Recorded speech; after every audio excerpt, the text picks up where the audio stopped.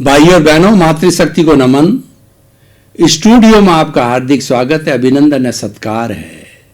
सनातन सत्य यह कुदरत, कुदरती रचना और कुदरत के कानून पर आधारित है। ये दृष्टि विज्ञान है, ये रियल पुरुषार्थ है और ये आपको चेतन तत्व की पहचान कराता है और आपको शाश्वत सुख की प्राप्ति होती है। यही सनातन सत्य का उद्देश्य है। ये सारा कार्य हम अलग अलग एपिसोड्स के माध्यम करते हैं, जिसको हम सपोर्टिंग एपिसोड्स कहते हैं। तो ये आज जो हमारा बहुत ही सुंदर एपिसोड लेकर के हम आपके सामने प्रस्तुत हो रहे हैं, तो आज का हमारा विषय है आसन प्राणायाम। भाई और बहनों, हमने दो पहले जो अष्टांग योग के यम और नियम का विवेचन किया। अब इस जो एपिसोड के अंदर हम अगले दो जो है वह घटक आसन प्राणायाम की बात करेंगे। आसन का अर्थ होता है कि जिसमें आप आराम से बैठ सको, तो वो आसन कहलाते हैं। और जो हमारे पक्षी है खास तौर से, और पशु भी हो सकते हैं, वो जिस अवस्था में बैठते हैं उस अवस्था में अगर हम बैठने की कोशिश करें, उनकी मुद्रा में बैठने की कोशिश करें, तो वो आसन कहलाते हैं। तो आसन वैसे तो जितने पक्षियों के बैठने के जो आसन है वो सारे आसन कहलाते हैं, लेकिन हमारी भारतीय संस्कृति में योग में अष्टांग योग के अंदर 72 तरह के आसन जो है मुख्य तौर से बताए गए हैं, जैसे कि धनुरासन, सुखासन और पद्मासन, मत्यासन, अर्धमत्यासन, कुक्कुटासन और ताड़ासन। तो ऐसे मयूरासन, सर्पासन, शवासन, ऐसे बहुत से आसन जो है वो बताए गए हैं। आसन से हमको लाभ क्या है? देखिए, जब हम आसन करते हैं तो हमारे शरीर के जो मसल्स हैं, इस बॉडी में जो काम करने वाले जो कर्मेंद्रियां हैं, वो मसल्स से चलती है। पूरा शरीर मसल से जुड़ा हुआ रहता है। ये मसल्स जब स्टिफ हो जाते हैं, अकड़ जाते हैं, तो बूढ़ापा आ जाता है और व्यक्ति मुड़ नहीं सकता। वह एक ही जो है दिशा के अंदर व्यक्ति रहता, खड़ा रहता तो खड़ा ही रहता है, कुबड़ा हो जाता तो कुबड़ा हो जाता है, और हाथ भी नहीं घूमता, पाँव नहीं बुड़ता। यानी उसकी डक्टिलिटी, उसका जो कहना चाहिए, उसके अंदर मसल्स के माध्यम से जो हिलना डुलना है वो कम हो जाता है। तो इसीलिए हमारे शारीरिक स्वास्थ्य, हमारे 5 तरह के स्वास्थ्य की हम कई बार चर्चा करते हैं कि हमारा फिजिकल हेल्थ, शारीरिक स्वास्थ्य, दूसरा मेंटल हेल्थ, इन दोनों को प्राप्त करने के लिए आसन बहुत ही कारगर होते हैं। और देखिए कि ये जो अष्टांग योग है, एक सबसे बड़ी बात है, इसके लिए कोई सामग्री की जरूरत नहीं होती, कोई दवाई की जरूरत नहीं होती। ये तो हमें हमारी शरीर की लेबोरेटरी बना के किया जाना चाहिए। देखिए कि 2 तरह की चीज़ें होती हैं। एक तो भौतिक जगत में इन्वेंशन करने वाले, एक्सपेरिमेंट करने वाले को वैज्ञानिक कहते हैं, जो कि हमारे लेबोरेटरी जो बनी हुई होती है, जिसके अंदर पिपेट होता है, ब्यूरेट होता है, केमिकल्स होते हैं, फनल होता है, इत्यादि इत्यादि, उसके अंदर काम करके उसका उद्देश्य है कि सत्य की प्राप्ति करना। लेकिन वो साइंटिस्ट बाहरी लेबोरेटरी के अंदर वो मैटर्स पर काम करते हैं, वो भौतिक जगत में काम करते हैं, वो सब्सटेंस पे काम करते हैं और वे जड़ पे काम करते हैं। लेकिन उद्देश्य है कि जो है वो सत्य की प्राप्ति करना। और हमारे ऋषि है, मुनि है, साधक है, संत है, वो लोग इस शरीर को योगी है, वो शरीर को लेबोरेटरी बनाते हैं, योग को धारण करते हैं और भीतर अपना सारा इम्प्रूवमेंट करते हैं कि अब भेद में छिपे हुए अभेद को जानते हैं, अपने अस्तित्व तक जाते हैं धीरे धीरे। मुख्य उद्देश्य होता है अपने अस्तित्व की पहचान करना, और अस्तित्व की पहचान करके सिद्ध, बुद्ध और और मुक्त बनना, ये योग्य का अल्टीमेट जो है एम है, जिसको हम समाधि कहते हैं। धीरे धीरे स्नेह स्नेह उसकी ओर बढ़ेंगे तो उस तक पहुंचने के लिए हमारी प्राइमरी और मिडिल क्लासें हैं, वो जो है हमारी, हम आसन प्राणायाम पर चल रहे हैं। तो आसन है शरीर के अंदर जो है इलास्टिसिटी लाता है, शरीर में डक्टिलिटी लाता है, शरीर में इधर मुड़ना उधर मुड़ना। रबड़ कैसे होता है, रबड़ को चाव जैसे मोड़ो वैसे मोड़ने के लिए आसन की आवश्यकता होती है। आपने एक नवजात शिशु जो 6 महीने 12 महीने का होता है, वो इतना इलास्टिक होता है, उसको चाहो जैसे आप मोड़ो। और आपने सर्कस में देखा होगा कि काम करने वाले भाई बहन होते हैं, वो शरीर को कैसे कैसे मोड़ देते हैं। हमको बड़ा वो असंभव लगता है, लेकिन वो मोड़ते हैं, हम उसको देखते हैं सर्कस के अंदर। वो सच्चा योग है, वो सारे आसन हैं। तो इसीलिए आसन है हमें शारीरिक स्वास्थ्य देता है, और शरीर से जुड़ा हुआ स्वास्थ्य होता है वो मानसिक स्वास्थ्य होता है। ये पांचों स्वास्थ्य कंप्लीमेंट्री है, ये वो एक दूसरे से जुड़े हुए हैं, सारे एक सिक्के के पहलू है। एक अगर फिजिकल हेल्थ मिसिंग हो जाती है, यानी हम कष्ट के अंदर आ जाते हैं, तो जो है हमें वह सारा शरीर जो है कष्ट देने लग जाता है। तो एक हेल्थ गड़बड़ा जाती है तो पांचों ही हेल्थ गड़बड़ा जाती है। तो हमें सबको मेंटेन करने के लिए जो प्रारंभ के अंदर जो बेसिक चीज़ है वो आसन का उपयोग करना चाहिए। तो आसन हमारे जो है शरीर को मजबूत बनाते हैं, सुदृढ़ बनाते हैं, डक्टाइल बनाते हैं, इलास्टिक बनाते हैं, और शरीर में स्फूर्ति लाते हैं, एनर्जी लाते हैं, और शरीर को सब काम इधर उधर मोड़ना, स्मार्टनेस को लाते हैं, और शरीर की सुस्ती को भगा देते हैं। तो शारीरिक स्वास्थ्य और मानसिक स्वास्थ्य के लिए आसन की आवश्यकता होती है। अब मैं दूसरा आता हूँ प्राणायाम पे। ये प्राणायाम जो है ये सब के लिए जरूरी है, हर तरह के स्वास्थ्य के लिए प्राणायाम जरूरी है।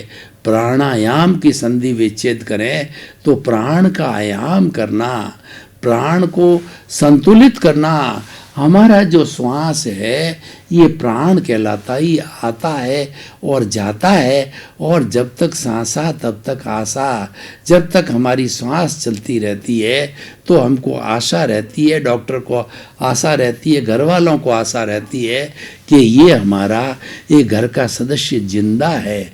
और जब सांस निकल जाती है तो डॉक्टर कह देता है नाउ ही इज़ डेड, तो वो शव बन जाता है, उसको जला दिया जाता है।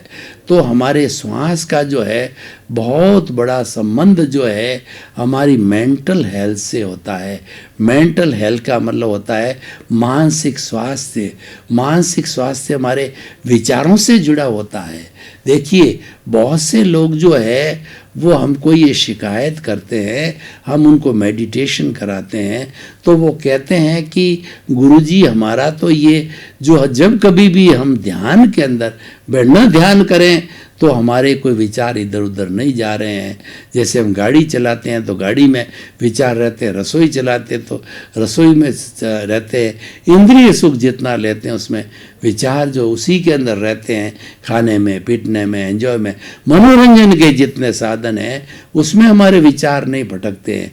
लेकिन जो ही आत्मरंजन में जाते हैं, मेडिटेशन करने जाते हैं, तो हमारे विचारों का तांता इतना लंबा हो जाता है, द्रौपदी की चीर की जगह वो आते रहते हैं, और हम जो उससे व्यथित होकर के ध्यान को छोड़ देते हैं। तो मैं उन भाई बहनों को कहना चाहता हूँ, मैं 40 साल से मेडिटेशन करता हूँ, और मेडिटेशन को साधने के लिए आप एक चीज़ ध्यान रखो कि एक तो अपना जो श्वास आ रहा है जा रहा है उसको धीरे धीरे प्रयास करके, जोर नहीं लगाना है, उसको प्रयास करके लंबा लीजिए। एक सामान्य व्यक्ति जो टेंशन फ्री होता है, अपनी मस्ती में मस्त रहता है, तो वह व्यक्ति 1 मिनट के अंदर 16 सांस लेता है। श्वास का बाहर निकलना, श्वास का अंदर आना, एक्सहेल इनहेल, इन दोनों स्ट्रोक को मिला को एक सांस कहते हैं। और हमारे जीवन की सांसें फिक्स है। वो फिक्स कैसे है कि हमारा जितना आयुष्य कर्म होता है वो फिक्स है। वो आयुष्य कर्म अल्टीमेटली की श्वास की संख्या के अंदर जो है वो जो श्वास कन्वर्ट हो जाता है, क्योंकि व्यक्ति का जिंदा रहना और मरना है ये श्वास से नियंत्रण होता है। तो हमारी श्वासें फिक्स है। हम एक भी सांस न घटा सकते हैं न बढ़ा सकते हैं। हमको कोई पावर नहीं है। जितनी हम पीछे से लेके आए उतनी सांसें ले सकते हैं। लास्ट सांस पे हम शव बन जाते हैं और हमारी शव यात्रा निकल जाती है। तो भाई और बहनों, हम श्वास को लंबा कीजिए। अभी हमारे पास इतना समय नहीं है, समय मिला तो आपको प्रयोग कराएंगे कि आप थोड़ा जब श्वास जब फूले तो पेट फूलना, जब श्वास हम लें तो पेट फूलना चाहिए, जब हम श्वास को निकालें तो पेट सिकुड़ना चाहिए। उससे हमको मालूम पड़ जाएगा कि हम सांस ले रहे हैं या निकाल रहे हैं। ये उसका जो है एक चिन्ह है, उसकी जानकारी, उसकी पहचान है।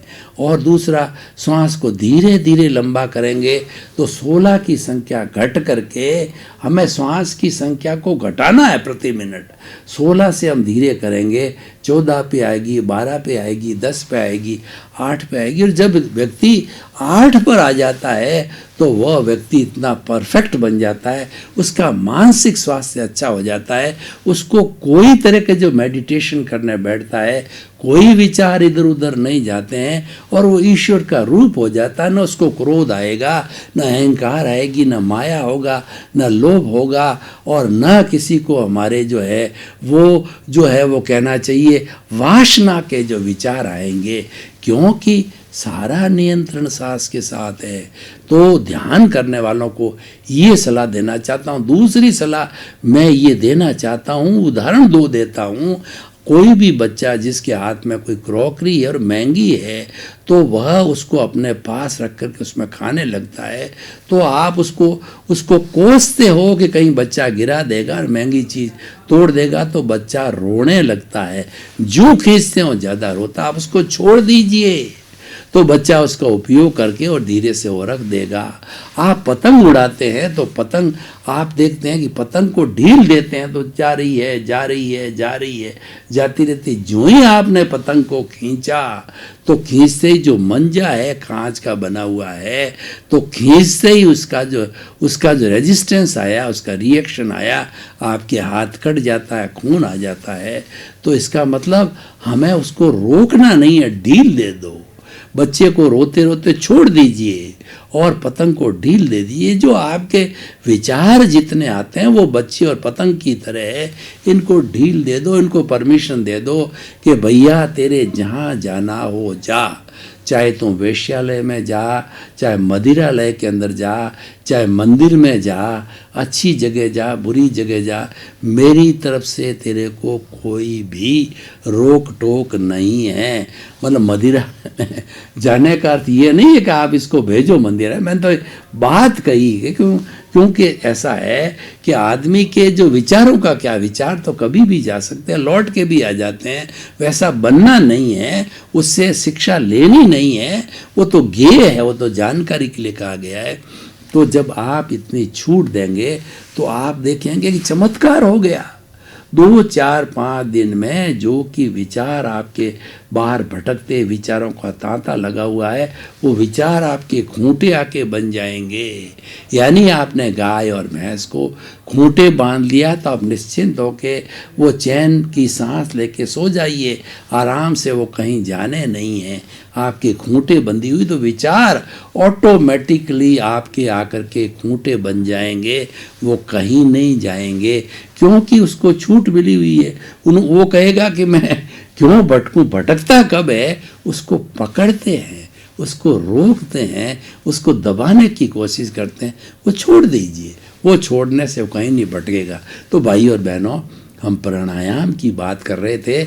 मैंने श्वास को लंबा लेने की बात कही, श्वास की संख्या को घटाने की बात कही, और विचार जो आते हैं उनको न पकड़ने की बात कही।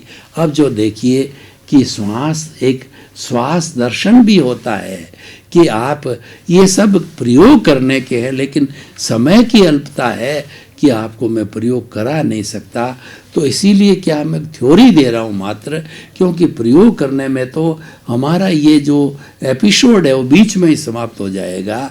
तो इसीलिए क्या है कि श्वास जो है, श्वास दर्शन, श्वास परीक्षा बोलते हैं कि आप कायोत्सर्ग करके और साधारण ध्यान में आराम से सुखासन में, जिस आसन में आप आराम से बैठ सकते हैं, श्वास को शिथिल कर दो। शरीर को शिथिल करना कायोत्सर्ग है, श्वास को शिथिल कर दो। फिर आते जाते श्वास को देखो, लंबा सांस आ रहा है, लंबा सांस जा रहा है, गहरा समतल श्वास चल रहा है, श्वास आ रहा है। तो आप देखोगे कि आप आनंद की स्थिति में चले गए।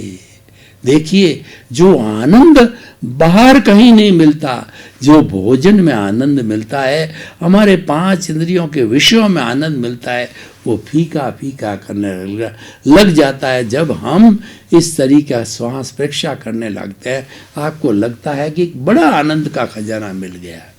दूसरा जो है अनुलोम विलोम, हमारी जो है ये लेफ्ट साइड का जो स्वर है वो जो ईड़ा कहलाता है, और राइट साइड का स्वर होता है वो पिंगला कहलाता है। लेफ्ट साइड का स्वर ठंडक देता है, राइट साइड का स्वर है वो गर्मी देता। ईड़ा और पिंडला, इन दोनों के तहत हमारा स्वर चलता रहता है। इसका मतलब हो रहा है ईड़ा से श्वास को लिया, धीरे धीरे लंबा श्वास, और भीतर ले गए, पिंगला से निकाल दिया और इसको ईड़ा को बंद रखा। अब पिंगला से श्वास लिया, पिंगला को बंद कर दिया, ईड़ा से निकाला, ये अनुलोम विलोम कहलाता है।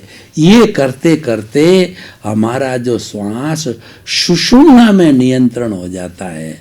जब सुषुम्ना में नियंत्रण हो जाता है तो हमारा सुख दुख का जो पलड़ा होता है वह संतुलित होकर के हम जो है वो परमानेंट सुख की, ब्लिस की अवस्था में चले जाते हैं, आनंद की अवस्था में चले जाते हैं, प्लेजर्स की अवस्था में चले जाते हैं। और सर्दियों के दिनों के अंदर हमें सर्दी लगती है तो सर्दी का मैंने बताया कि ये जो हमारी ईड़ा है, ईड़ा को बंद कर दीजिए, पिंगला से ही सांस लीजिए, पिंगला से निकालिए, जोर से लीजिए, जोर से निकालिए। इसको हम 150 बार करेंगे तो शरीर में गर्मी आ जाएगी। गर्मी का समय, बहुत ज़्यादा गर्मी चल रही है, इसका उल्टा कीजिए, ईड़ा से लंबा लीजिए, ईड़ा से निकालिए, लंबा लीजिए, लंबा निकालिए। तो ये करते करते जो है ठंडक महसूस हो जाएगी हमारे शरीर। जितने साधक लोग होते हैं अपने शरीर को, मन को, इंद्रियों को, चित्त को और अंतःकरण को, अहंकार को वो नियंत्रण करते हैं। ये जो भीतर की लेबोरेटरी में ऐसे प्रयोग करके, प्राणायाम तो बहुत ही उत्तम जो है हमारा साधन है, जो कि हमारे प्राण का आयाम करता है, सामंजस्य करता है, संतुलन करता है। तो अनुलोम विलोम बताया हमने, श्वास परीक्षा बताई, ईड़ा पिंगला की सारी बात बताई। अब जो है भस्त्रिका भी होती है। भस्त्रिका कैसे की जाती है? धीरे धीरे आराम से श्वास को दोनों स्वर से लिया, भीतर लिया, बाहर निकाला, भीतर लिया, बाहर निकाला, भीतर लिया, बाहर निकाला। इससे क्या होता है कि हमारी फालतू जो फैट होती है, जो मोटापा है, जो सब बीमारियों का कारण बताया जाता है, ये मोटापा कम होता है, क्योंकि इससे हमारी ऑक्सीजन भीतर ज़्यादा जाती है, और ऑक्सीजन है उस वसा को जलाती है, उस फैट को जलाती है, और हमारे ब्लड को जो है वो हाई प्योर करती है। हाई प्योर का जो ब्लड होता है जब हमारे हार्ट में जाता है तो हार्ट की पंपिंग फास्ट होती है, ब्लड प्रेशर वगैरह ये सब बीमारियां मिट जाती है, और ये हमारी भस्त्रिका ये शुगर को भी नियंत्रण करती है। और आज कोरोना के लिए बताया गया है कि प्राणायाम सबसे उत्तम है, और भस्त्रिका तो बहुत ज़्यादा उत्तम है। हमारी जो है वो जो ये क्या करती है कि ये जो है हमारी इम्यून सिस्टम को अच्छा बनाती है। हमारी प्रकृति है, उसने जो हमको शरेद जीवनम, यानी तुम 100 साल जियो, 100 साल का प्रमाण पत्र दे करके टेस्टिंग करके हमको जन्म देती है हमारी नेचर माँ। उसके साथ शर्त कहलाती है कि मेरी ये जो 100 वर्ष की गारंटी किसके साथ है कि तुम मेरे नियमों का पालन करोगे, तुम मेरे गोद में रहोगे, मेरे करीब रहोगे, तुम प्राकृतिक जीवन यापन करोगे। लेकिन हम जो थोड़े बड़े हो जाते हैं तो हम माँ का इग्नोर करने लग जाते हैं, हम अप्राकृतिक हो जाते हैं। अप्राकृतिक का मतलब क्या है कि घर के अंदर एसी और गाड़ी में एसी, ऑफिस में एसी, बाहर सूर्य का जो विटामिन डी है हम लेते नहीं हैं, और हम प्रकृति की गोद में रहते हैं, खुले में रहते हैं। हम जो मॉर्निंग वॉक करते हैं और हमारी खिड़कियों को खुला रखते हैं जब हम सोते हैं घर के अंदर, तो हमारी शुद्ध प्राण वायु ऑक्सीजन भीतर आती है। तो इस तरीके से जो प्रकृति की गोद के अंदर हमारे ऋषि मुनि रहा करते थे, और जो ब्रह्मचर्य आश्रम होता था 25 वर्ष का, सारे बच्चे वो हमारे ब्राह्मण क्षत्रिय वैश्य सब गुरु के पास में पढ़ने जाते थे। वहाँ प्रकृति की गोद में रहते, उसके अंदर वो बहते हुए झरने, बहती हुई नदियाँ और पशु पक्षियों की चहचहाट, पक्षी घूम रहे हैं, पशु घूम रहे हैं, और इधर ग्रीनरी है, पेड़ है, पौधों हैं, और विविध विविध तरह के फल है, फूल है। उसकी प्रकृति की छटा के अंदर रह करके वो उनका जीवन प्राकृतिक परिश्रम करते थे, खुद लकड़ियाँ काट के लाते थे, चूल्हे पे जलाते, खुद अपना भोजन पकाते थे, खुद की चक्की होती थी, चक्की से यानी जो है वो घटी होती थी, घटी से पीसा करते थे, खुद जो है सरोवर में जा कर के पानी लाते, शौच को बाहर जाते थे। वो सब पलट दिया हमने, और घर के अंदर ही सब कुछ शौच बना दिया। ये करिए हम परिश्रम बिल्कुल नहीं करते, फैट बढ़ गई। इसीलिए अब हमारी प्रकृति माँ गारंटी नहीं लेती, कोई 30 में ही चला जाता है, 20 में ही चला जाता है, 30 वर्ष की उम्र में 20 वर्ष की शुगर और जो कैंसर और जो ब्लड प्रेशर, कितनी कितनी बीमारियां हो गई है। आज बीमारियों को देखिए कि इतना शोध का मेडिकल साइंस में कार्य हो रहा है, हर चीज़ की दवा निकल गई है। अब कोरोना को देखिए, अभी तक दवाई नहीं आई, 6 महीने हो गए, दवाई नहीं निकली, क्योंकि प्रकृति हमको पनिशमेंट दे रही है कि तू इतना चालाक हो गया है कि तू मेरा बिल्कुल अवहेलना करने लग गया, तो चल तू घर में बैठ जा। कोरोना आने से हमको घर के अंदर बिठा दिया, और माँ ने देख लिया कि देख तू मेरे को गंदा करने वाला, मेरे जो 5 तत्व है पृथ्वी जल अग्नि वायु और आकाश को बिगाड़ने वाला, दोहन करने वाला, गंदा करने वाला, पोल्यूट करने वाला तू ही है। तू 5-6 महीने से घर में बैठा है। अब देख, जिस गंगा जमुना पे अरबों रुपए सफाई के अंदर खर्च होते थे, आज बिना पैसे वो एकदम पवित्र गंगा जल जो हमारा पूर्व में मुक्ति के लिए गंगा जल से हम बोतलें भर करके लाते थे, वैसा हो गया है। जलंधर से हिमालय दिखाई दे रहा है, और लोग जो आज कोई मॉर्निंग में वॉक में जाते हैं वो देखते हैं कि कितनी बढ़िया ऑक्सीजन मिल रही है। दिल्ली में तो घुटन होती थी मॉर्निंग वॉक में पहले, आज व्यक्ति घर में बंद है, क्योंकि उसको प्रकृति ने पनिशमेंट दिया है। भाई और बहनों, आपका बहुत बहुत धन्यवाद। आप हमारा सनातन सत्य कार्यक्रम देखते रहिए। इसमें जीवन निर्माण के सूत्र मिलेंगे, आपको शिक्षा मिलेगी, आपको अल्टीमेट ट्रुथ मिलेगा, आपको जीवन की रियलिटी मिलेगी, क्योंकि हम आपकी रॉन्ग बिलीफ को समाप्त करके आपको राइट बिलीफ देना चाहते हैं। सर्वे भवन्तु सुखिनः, सर्वे सन्तु निरामया। इसी क्रम में आपका जीवन आनंदमय हो, मंगलमय हो। आपके प्रति बहुत बहुत शुभ।